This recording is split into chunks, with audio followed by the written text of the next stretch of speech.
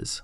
Tonight, you will look around your home and see walls, streets, neighbors, lights, and boundaries that feel permanent. You might think villages are just natural, the way humans always lived. But for most of our species' existence, there were no villages at all.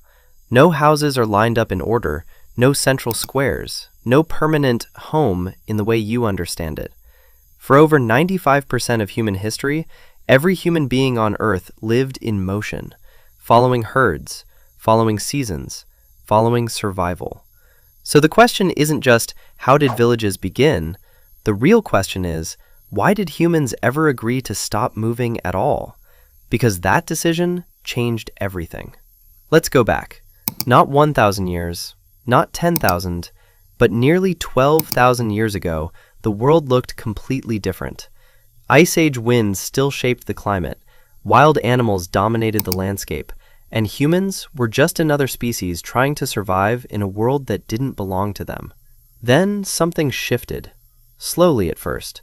In scattered regions of the world, places like the Fertile Crescent, the Levant, and parts of Anatolia, humans began noticing something strange.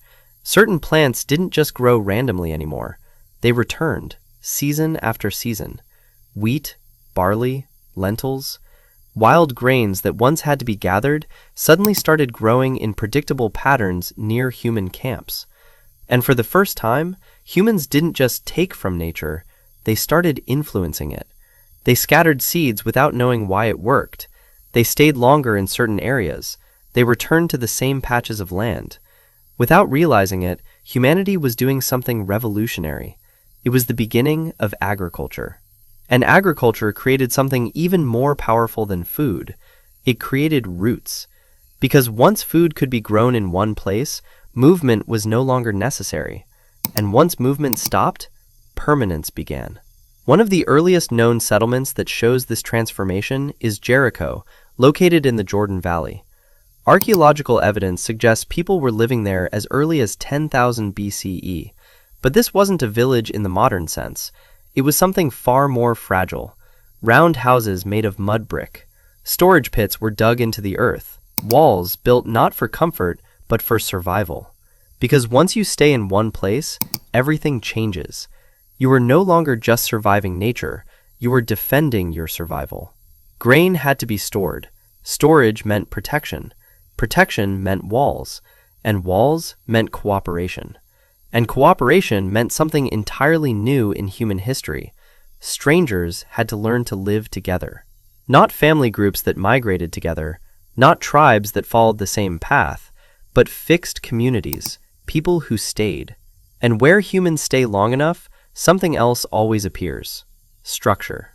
Now move forward a few thousand years to one of the most astonishing archaeological discoveries, Çatalhöyük in modern-day Turkey. At first glance, it doesn't look like a village at all. There are no streets, no open squares, no obvious order. Instead, homes are packed tightly together like a living organism. People entered their houses through the roof. Ladders led down into rooms. Walls were shared. Life was layered, almost compressed. But inside those walls, something extraordinary was happening. Art. Murals of hunting scenes. Animal skulls are placed carefully in homes, evidence of ritual, belief, and memory.